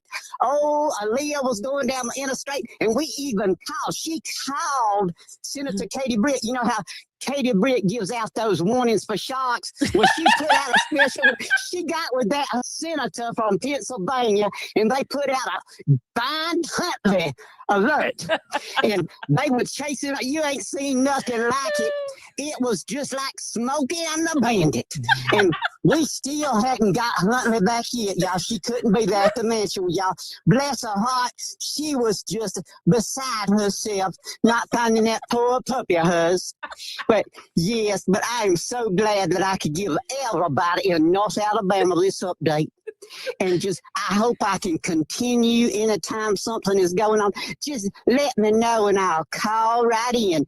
Just miss you girls so much. Have a great day, everyone in North Alabama. Oh, thank you, P.I.s and Ivy. You know, it's not every show that has inside information to the governor. And now I understand they couldn't find Huntley. Well, That I makes do perfect know sense. she was supposed to be there, and at the last minute they said she couldn't be. So I guess she was chasing Huntley and illegals. Well, you said earlier who is actually running the state. I think we've got our answer. I think it's P.I.s and Ivy. I think she's the one pulling the strings. I think you're right. I think she is, and wow, you know, we're lucky. But We're so sometimes lucky. her and Kay don't get along. They have their issues, but I guess that's every family. Well, I mean, yeah. Oh my goodness. She's airing all her dirty laundry out there, you know? Yeah. Yeah. She's doing the people's work. Did y'all? So I guess Katie Britt talked to John Fetterman. Yep. They're her buds. friend from Pennsylvania. Yeah, they are. Did y'all see John Fetterman went to Tim Burchett's Christmas party? I did. In his hoodie and shorts. It's funny. That's funny. I like that guy. Like, I like Tim, obviously, but I like John. Like, obviously, would be fun to hang out with, even though a lot of stuff we don't agree with. This goes to your point from yesterday. Like, why can't we just get along, like hang out? I love the picture of them at the Christmas party. It was cute. So, I want to go back as my party mascara is running now because I had a tear coming down crying from P.I.s. And tell me the Village's story. I don't understand it at all. Start from the beginning. So Okay. this mom had a daughter. Yes. And the daughter got married. No. The mom had a daughter. Okay. And when she was little. Who was little? The daughter was little. Okay. The mother kidnapped the daughter when she was little, and they moved out of state. Oh. And they found the mother at the Villages and arrested her for kidnapping 40 years later. Where was the daughter? I don't know. What? They don't have the daughter? She's 40 plus years old now. The daughter. Did she know she had been grown. kidnapped? She said she knew something was wrong, but she didn't understand what. Okay, but was the mom doing a good thing? Was she in an abusive relationship? Was she? From all accounts, she was escaping a less than ideal situation. However, the part that was funny, not funny, was when she was in the front yard and her neighbor at the Villages was in the yard with her and said, "They're coming for you. They're gonna get you." And you see the cops pull up, get out, and they cuffed the lady and stuffed her in the back of the police car. Like 40 years later, she's going to harm anybody. So it'd be like if we heard sirens outside and it'd be like, JP, what'd you do? They're coming for you. And then actually they come in and take him. Yeah. I thought the daughter was married and in an abusive relationship. So the mother went and kidnapped the daughter. The mother kidnapped the daughter, but when the daughter she was little. Okay.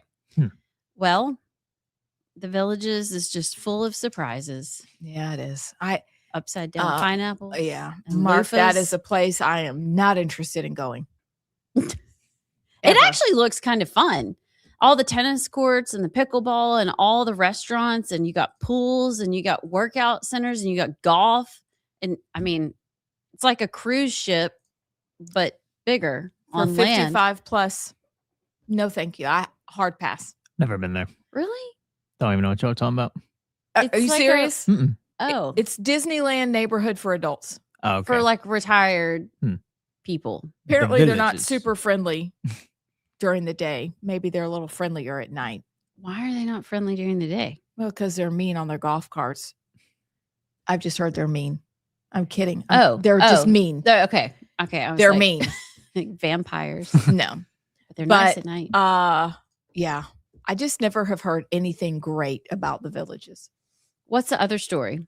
Okay, the other story is, did you know apparently that swearing increases your strength? What do you mean? Like if you're lifting weights and you throw out It was S-bomb, just it makes you a bench press news more? story I saw today that people who swear are mentally strong because they know how to release their energy through swearing. Yeah. So the study I saw when you were talking about earlier about talking to yourself, I think it was maybe the same study about people who swear and people who talk to themselves have higher IQ on average. I'm not joking either. Okay, well, let's clarify. Okay, people who swear because they don't know any other words, I think that's different. But I think people who are, well, obviously we're not going to do it on air, right? Yeah. But people who do it in a way that I guess is like a for humor. I think that's what it's relating to as like higher IQ / more creative. I think it was more creative was the words for it. But yeah, I did see that. Isn't that interesting? Mentally stronger. Yeah. Yeah. So that's okay. That was a deal breaker for me. Like when I was dating, you couldn't smoke and you couldn't cuss. Now, if you drop something on your toe and you let something fly, okay, I get that. But if you were just in casual conversation throwing out all the words, I just thought, I mean, and I tell my kids all the time because it's hard, like especially my oldest son. You go to college and you're hanging out with fraternity boys and you just like, you don't even think about, I'm like, you sound so unintelligent and it's so unbecoming. And you're going to go into like the workplace and just start talking like that, which I'm guessing guys don't really ever grow up that much. They probably still do. But I just think you sound so stupid but you're saying that's different. Yeah. There's an intelligent like and an unintelligent way to say those words. Like adding emphasis to a joke, adding emphasis to what you're saying instead of cussing because you don't know any other words. And it's every other word is a cuss word. Whereas like you selectively use one as like a punchline or something. That's the sort of, more creative way of doing it, I guess. I'm with you though. Like I don't like people who cuss nonstop. I agree. But I guess it's the folks that use it targeted and it's like it doesn't take away and it actually adds to what you're saying. I think that's more of what the study was saying, more creative. Yeah. Abs, are you good with a well-placed Yes, I am. bomb? I realize as a believer, it is very hard to rectify that.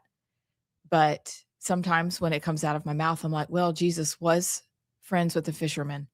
So, but no, there's never there. I mean, I get it. Like that makes sense. However, as a believer, we have to go, how am I going to answer for that one?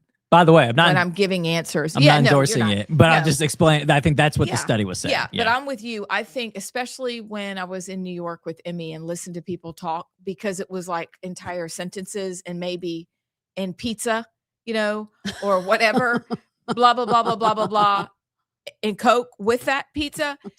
I heard it in a whole nother, that doesn't even compute that those are words to them. It's just the way that they talk. Yeah. And I was prepared by one of our friends.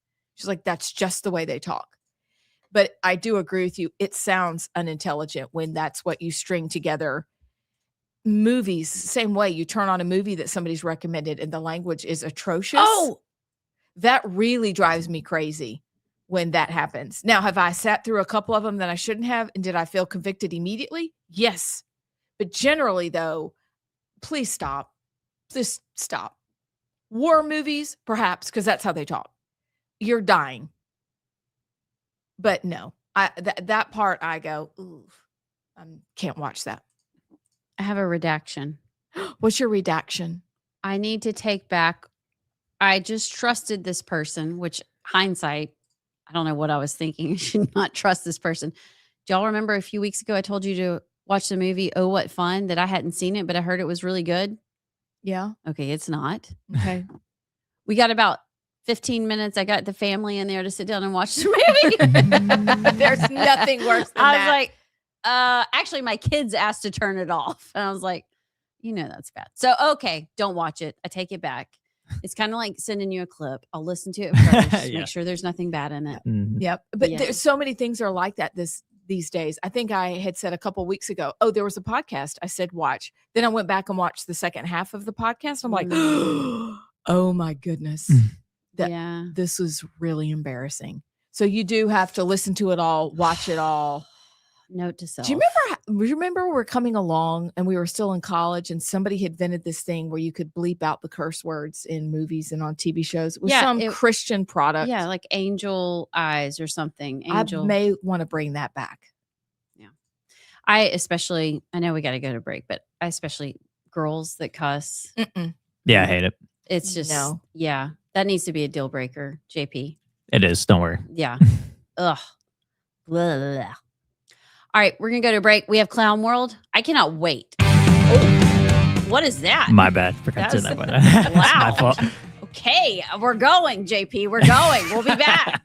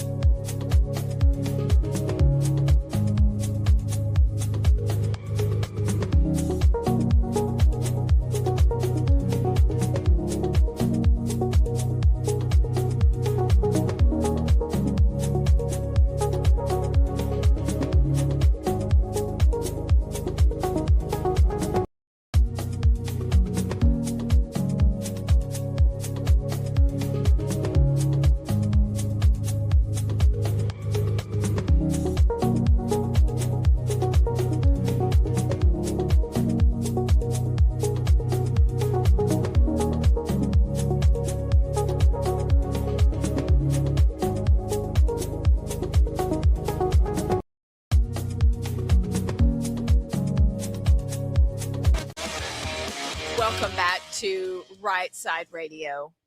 We are going to do Clown World JP. We're going to do it at 4:30, right, sir? Okay. That's correct. So I have some fun news for us. What's that? And how about go to Not the Bee? Okay. Mm-hmm. This is great. I want everybody to relax. Does your phone ever do that where you go and you want to get to a story and then it just disappears? I want everybody to know that in the state of Georgia, there's a county somewhere in Georgia that officially ended the COVID emergency, and their workers have to come back to work. Officially just now. This is a real story. Like, this really just happened. That's funny. The person said it with a straight face. It's unbelievable. I'm looking for, okay, here we go. All right, ready? This is from Not the Bee. It is fine. Oh, if you're in this county, it's finally safe to return to work. DeKalb County. Oof, thank God. DeKalb County. This is Atlanta Metro. This is an actual statement from county leadership. I should do this in a very serious voice. DeKalb County announced Wednesday that it is ending its COVID-19 state of emergency and that all employees will need to return to the office with some hybrid work allowed. CEO Lorraine Cochran Johnson, hyphenated, signed an executive order that confirmed the end of the emergency and outlined the county's post-emergency work plan. This executive order marks an important step forward for DeKalb County, CEO Lorraine Cochran Johnson said, hyphenated. It confirms the end of the emergency period while putting in place a work plan that balances flexibility with responsibility and ensures we continue to deliver reliable, high-quality services to our residents. It is December of the year of our Lord 2025, and DeKalb County leaders think an important step forward is telling county employees that they have to return part-time to the office. You know what this is like? This is like that one Japanese man that thought World War II was still going on like years and years later, and he was living in the forest or the jungle by himself. Yes, and then people saw come him. and it's like the war's been over for years. It's like one of those things. It's like, oh, thank goodness COVID is fine. The COVID emergency is finally over. Thank God. I mean, really and truly, they put this statement out for the world to see. We have moved on. Do you think any of these nincompoops will come back to work with masks on? I'm sure they will. Which, does that not just drive you nuts with people that are still convinced that they need to wear it and they put them on? Yeah. That gives me a headache. Well, let me just say this. You know, I was on a flight this summer and I'm appalled by how many people are still wearing masks. And when you live in Alabama, there's that person every now and then, and you're like, the heck, okay, I keep moving on. But I guess I don't think enough about, there's a lot of liberal places in America that are still wearing masks a lot. I was actually on a plane. I was at the Atlanta airport on a plane to Pennsylvania, and I would say I don't know, a quarter of the plane was wearing masks. I was shocked, but it may just be one of those things. It's like people, the Democratic Party and the left is their God. It's just one of those things they can't get rid of and they can't let go of because it was their God. And that was their, I'm better than you, I'm wearing a mask, and they can't let go of that because that's their superiority. But yeah, it's crazy how many people still are. Yeah, I can't. I don't understand. They don't work. They never did work. We have 100 years of evidence that it didn't work. Also, when you have a mask on, the air particles are still going out the side of your mask. Yeah, so exactly. Please stop with the charade. But congratulations to DeKalb County for stepping into what the rest of us knew a very long time ago. You are listening to Rightside Radio. We'll be right back with Clown World. Don't go anywhere.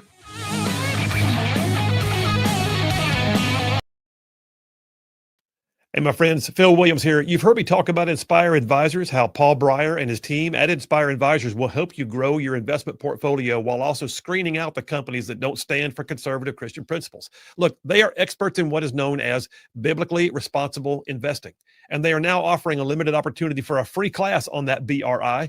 Check out the class, register for free, their website, www.moneypatternwealth.com. It's godly, it's conservative, it's financial freedom, y'all, with Inspire Advisors at www.moneypatternwealth.com. Check them out. Tell them you heard about it on Rightside Radio.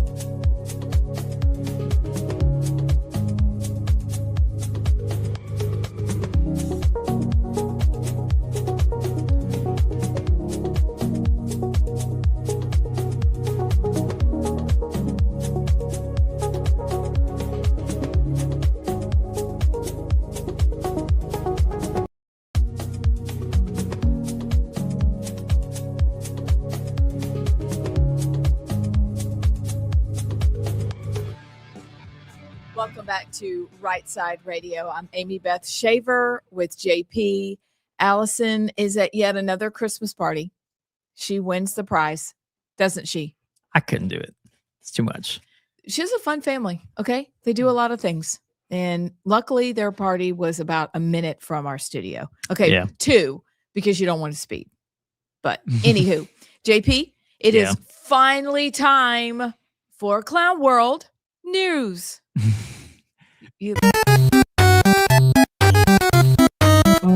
What is the bigger threat to America right now, American values, American life? Islamophobia or jihad? I think we have to focus, quite frankly, on, if we're worried about the threat to American values, on the person who's in the White House. What an idiot! Sometimes people come up to me and whisper, does it matter if we don't believe in the virgin birth? No, it doesn't matter in the UCC for sure. There are some Christians to whom it really matters. But in the UCC, we feel like the most important thing about Jesus is paying attention to how he lived his life. And the details around his birth are things that we can find meaning in, but the meaning might be symbolic. What? Hannah Moore believes she and other SNAP recipients should be able to go into the grocery store and buy whatever they like. Soda, candy, prepackaged sweets, prepared desserts, and juice with less than half of natural fruit or vegetable juice in it. It's not even cool. Like, why they do that? What's the point of food stamps if it's just for real food? That doesn't make sense.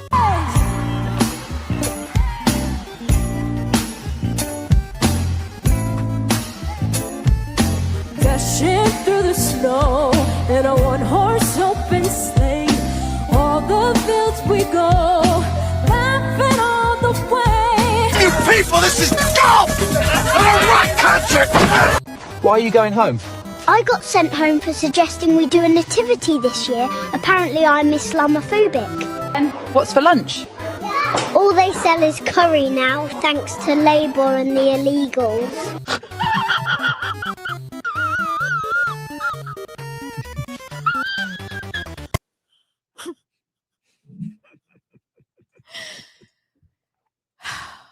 I love those little kid videos. The AI videos are great. I think Allison actually sent me that one. That was good. Are you serious? Because I was going to send you that one. Really? It's on my phone to send you. And I was like, well, I'll just wait because, they have those AI babies and the AI dogs. Yeah. And the AI dogs this week are liking to say lock in, which cracks me up. Anyway, spectacular, JP. Thank you. As usual. You're right. Many threads to pull. It's important, by the way, for the audience, it's important to go into Clown World every once in a while so that we can actually make sense of the woke clown nonsense that's still out there. Because I think sometimes humor is the only way, because you have to laugh, because at the bottom of humor is truth. Yeah.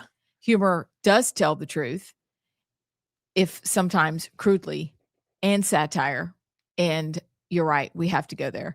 The last clip, though, I know basically they were all about church and church things going on. But that last clip, did Allison send that to you as well with the church and their whole ridiculous set with the Caprice Classic? I think it was just low you that sent me rider. that.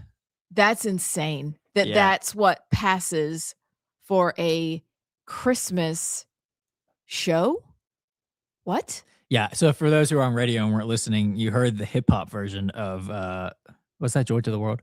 Yeah. But there was a lowrider doing I don't even know what you call it. I mean, it was like, it was going with the rhythm of the music, It was with like- the beat. It was up and down. The car was going up and down on one side, on the other side. It's like it says golf is not a rock concert. Yeah. It's I can't stand when Christian music or even Christmas music is, like a hip hop concert. Maybe I'm too old. No, I don't think you're My too Spotify old. age is 58. Well, Get off my lawn. I think that you and I share an affinity for the same kind of church music, old hymns, Yeah. psalms chanted. Like I realize that's not the norm, even though it was the norm up until about the 1850s. And even then it was still the norm, just some theology changed. I'm just going to leave that there for now. But the idea that the birth of Christ has been turned into a raucous, irreverent, silly celebration is is embarrassing. Yeah, it is. Yeah. Don't you think? I agree. Yeah, because Christmas has just become so secularized. That word, secularized. It's become secular. Okay. Yes. Secularized. It's Jesus is completely out of the picture, and it's, Santa, and it's gifts, and it's, you remove Christ from Christmas when you do that stuff, which is why I don't typically like I like Christmas music that is secular still, like There's some good music out there. but I really prefer like the Silent Night, Joy to the World, when it's done correctly, where Jesus is actually at the center of it, is the birth of Christ instead of the lowrider doing dancing on the stage. It just completely removes Christ from it. It makes it so emotional, and we miss that a large part of our faith is a choice based on the work of Christ. And so this emotionalism runs out, because when you don't feel it, then what do? It has to be based on truth and knowledge and a decision, period. And that the older I get, the more I recoil from those giant, silly productions that don't have a whole lot to do with Jesus. Well, let's segue that into the other part where the pastor or church member on stage saying that, no, it's not actually important to believe in the virgin birth as a Christian. It's just symbolic. We focus on the teachings of Jesus, aka twisting Jesus's teachings to virtue signal and say immigrants can flood America because of some verse taken out of context, and Jesus tells us not to judge. So, LGBTQism and everything is okay because Jesus would say not to judge. So focus on those teachings of Jesus, but Jesus being born of a virgin, the Immaculate Conception, that's, you don't have to actually believe that. Resurrection, what does it really matter? Whatever. We just focus on, the soft and squishy twisting of Jesus and his teaching. Which, by the way, in that video, I don't know if you noticed it when you watched on the live stream, there was actually people sitting behind them, and it looked like an older group of folks that probably were, members of like the church board or something. And when she said that, the one lady looked to the side of the other people and like gave a look and then looked back forward. So it's like, I'm sure that was not received well with the actual Christian believers in that church, but that's where we're at. The soft and squishy Christians of America, with some sects and some denominations, I've gone so far to the point of, who cares? You don't have to believe he was born of a virgin. It's not required. It's only, I don't know, scripture. So just, a little thing there. So we're reading in 2 Peter right now, and chapter 3 talked about this very morning. We were reading this, that our brother Paul, that'd be the Apostle Paul, also wrote to you according to the wisdom given to him, as he does in all his letters when he speaks in them of these matters. There are some things in them that are hard to understand, which the ignorant and unstable twist to their own destruction, as they do to other scriptures. You therefore, beloved, knowing this beforehand, take care that you are not carried away with the error of lawless people and lose your own stability, but grow in the grace and knowledge of our Lord and Savior, Jesus Christ. To him be the glory now and forever. When I read that this morning, I'm like, wow. And then when you did that Clown World clip, that's exactly what's happening. They are ignorant and twisting scripture, and it leads to instability. Because if you do not believe the foundation of our faith, then if you don't believe in something and attach yourself to that truth, then you'll attach yourself to anything, and you'll believe anything at all, which means ultimately you believe in nothing. Exactly. Yeah.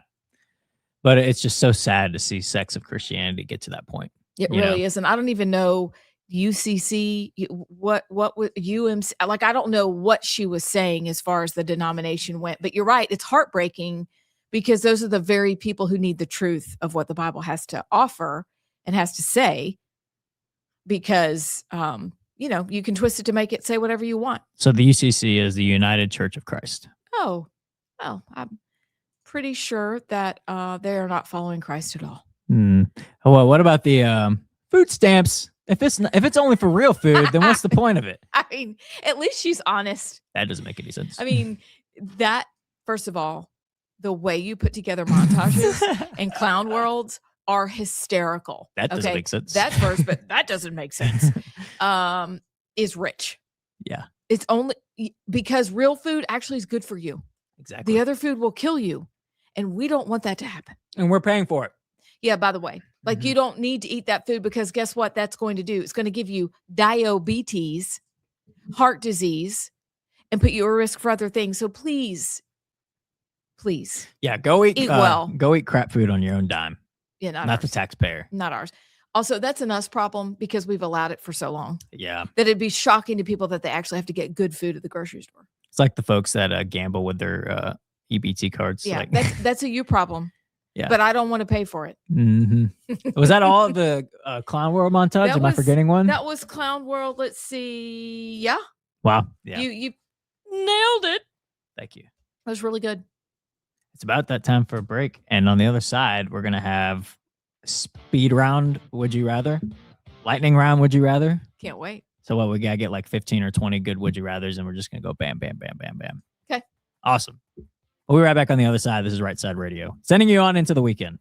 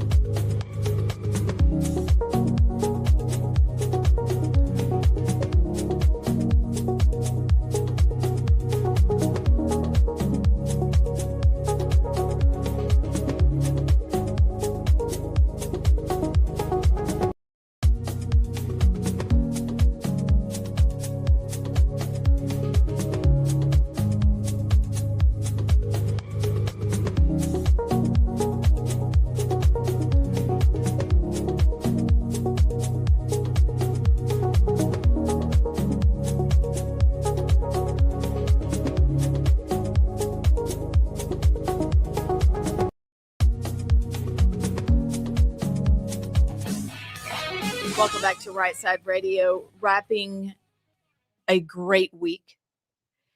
Looking forward to tonight. Can't wait to talk about whatever happens with the game this evening. Not going to give any predictions. No, nothing. We're just going to watch it. Be open. Hope for the best. But more than that, we are thankful for you. JP, are we week 7 or 8? Oh my goodness. Okay, so what was the first day? It was The 7th, 10th, November 3rd Third. was our first. So let's go. Was gonna be 1, the 7th. 2, 3. Wait, hold on. Sorry. 1, 2, 3, 4. All right, calendar go down. 5, 6. So this was week 6. Okay. So Wrapping up week 6. Wrapping up week 6, heading into Christmas next week. A couple of days we'll be in, which is appropriate, but we are very thankful for y'all. And we are thankful for your feedback. We're thankful for your text. We're thankful for everybody out there in social media land who are on the live stream. We appreciate you. And just look forward to what's coming next. And with that, JP, it's time. Well, okay. What? Let's do a couple of texts first before, Okay, because all they right. got some good ones up. Okay. Mike from Florence says, I've just about decided to start asking the maskers if they're really ugly or a criminal or both. I'm glad you said that about coming out of the side, because I pointed that out all along about the air coming out of the side of the mask. Coincidentally, when, especially during COVID, someone got close to you close to tell you something, turning their head to the side was common nature. It's just doesn't. It just, like Will Ferrell said, it doesn't make sense. That doesn't make sense. Ron Burgundy, it doesn't make sense. 60% of the time, it works all the time. That doesn't make sense.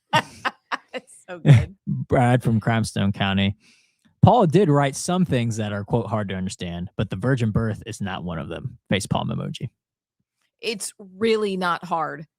But I think the reason I love 2 Peter is it really deals with and accurately describes our culture, because those women were taking and twisting scripture. Yeah.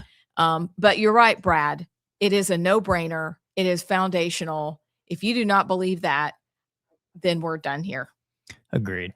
Well, we got about 3 minutes. I've got 15 would you rathers. We're going to go rapid fire. I'm ready. Let's go. First thought that comes to your head. And Okay. I quickly scanned them to make sure that I could read all of them. But then other than that, I have not been sitting here reading them. So you'll get my authentic reaction to all of these. Okay. First one. Would you rather have a lifetime supply of your favorite food or a lifetime supply of your favorite beverage? Food. Food. Would you rather have the power to never feel physical pain or never feel emotional pain? Physical. Physical. Would you rather have the power to bring good luck to others or always have good luck to yourself? Others. Others. Would you rather have the power of telekinesis or telepathy, aka reading minds? Kinesis. Telekinesis. I can already read minds. Would you rather have the ability to communicate with extraterrestrial beings or explore the deepest depths of the ocean? Deepest depths. Extraterrestrial beings. Would you rather live in a world where magic is real but technology is primitive, or a world where advanced technology exists but magic is forbidden? Oh, magic. Magic. Would you rather have a rewind button or a pause button in your life? Pause. Would you rather have to sing instead of speaking or dance everywhere you go? Sing. Sing. Would you rather be a genius in a world of mediocrity or average in a world of genius? Average in a world of genius. Average. You can always learn. Yeah. Would you rather have the power to bring extinct species back to life or prevent future species from going extinct? Extinct back to life. Extinct back to life. Would you rather live in a world where you can only eat sweet foods or a world where you can only eat savory foods? Savory. Can I be 50-50?